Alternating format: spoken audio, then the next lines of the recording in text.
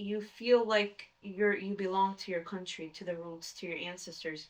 You feel like your soul is connecting, you know? There's a lot of things to do basically to just to live on that level of life, of decent life.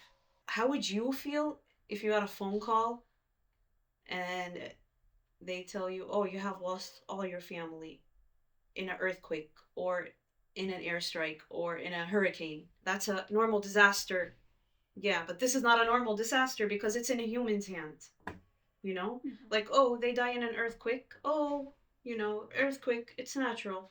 But is genocide and what are other people doing normal to the people in Gaza? The settlers? No, it's not. Because here you don't have your own house. You don't have your own land. Like basically you're renting. Over there you just have your house. You can go in your house and you have the key, and that's a freedom to open your house, go in, sleep, get up whenever you want, do whatever you want. In a way, I wanted to say, like, Palestine one day will be free. If I was alive or not, or I wasn't alive.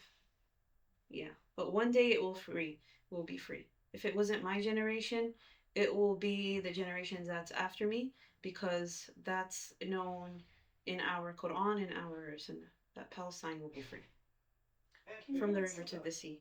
Palestine has its own sense of like nature and like the trees and everything. It's like even city life is more of like a countryside.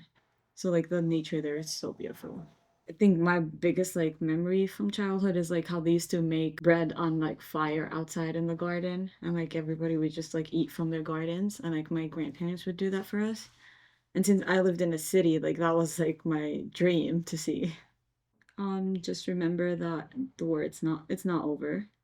And then they probably read about Kamar and other people's experience. We all suffer through different ways. It's not only about Gaza. It's also the West Bank is being fighting in a different way. And we always say they fight with their piece of bread. So when you cut them off from the cities, when you take their farms and their trees and their animals, where else are they going to live from?